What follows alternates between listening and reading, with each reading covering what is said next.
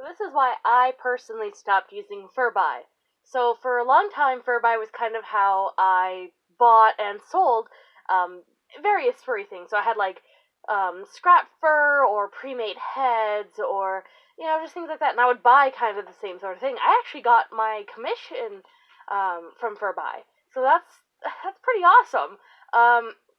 So without it, this wouldn't be the face that you'd be looking at. But, you know what, I had to say goodbye recently, and so I'll tell you why. A couple months ago, probably around July, I was kind of in a situation, and I decided, I'm just going to get rid of things that I've been hoarding, things that I have a little bit of sentimental value to, but nothing, truly that I needed. And that included 2 heads that I made, a head that I had made 2 years ago, and a bunch of scrap fur, and what was it? I did a commission slot, which was great. That ended up perfect.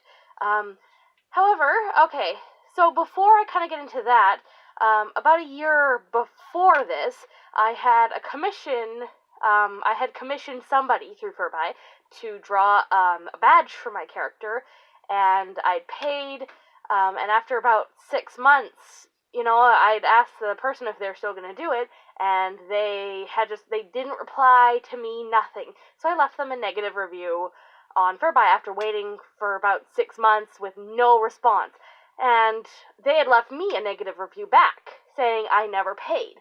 So FurBuy, the admin, had messaged me, and they said, hey, so this person is telling us contradicting information, do you have proof? So I sent them a screenshot of the PayPal payment as well as the confirmation that I had paid, the email, and they never responded to me. I didn't even get a refund because, it was like $6, but, PayPal wouldn't do anything, FurBuy didn't do anything, and I still had this negative score. Okay, whatever, it's fine. 1 negative review. Who does that hurt, really? Okay, so this past July, 2017, so I sold one of the heads, and now here's the thing you should know. Every single auction I put up, because it was, it was kind of old beginner stuff, I started bidding at $1, and I had listed all the flaws, all the pictures linked to FurAffinity, all of that. So I made sure people knew that what they were bidding on was not professional quality, and here were all the flaws with it. And I started bidding at $1. So people, if one of the auctions for the scrap fur didn't go above $1, and I still honored it because, you know what, I don't need it, so they're going to get used out of it, so it's fine.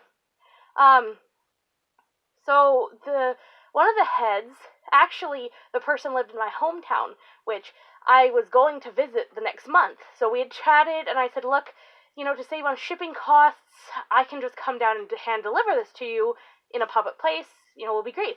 It worked out. He was awesome, I was happy, they were happy, life was good.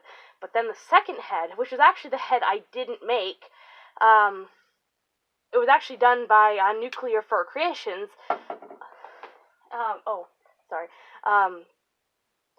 And it was really good quality, but I listed all the flaws that it had, and I put on there, there's hair, and it's removable.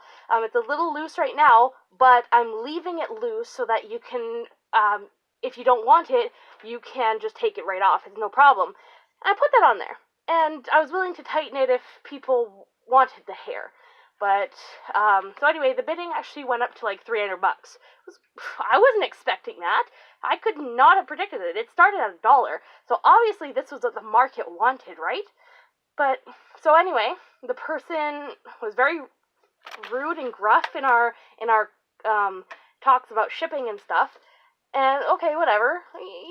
Maybe you're a bit anxious. It's fine. But then they got the head, and they started, bombarding me with negative reviews saying the head was shitty, and that my work was shitty, and, if you go to my profile on FurBuy, which is actually under a different name, because that's another story, and the FurBuy, I talked to the FurBuy administration, I said, look, guys, I'm getting harassed, and, this person left a negative review on my profile. Could we do something about this? Here's my side. This is all the flaws with the suit that I listed, and now this person is claiming I robbed them of $300. I mean, that's not my fault. So I didn't, so whatever. So I got onto my other computer, and I was like, hey, whatever, I'll just create a new FurBuy account under my new business name, which was FurEverAfter, which I just kind of was starting to get all my profiles up and everything. So I was just kind of doing that.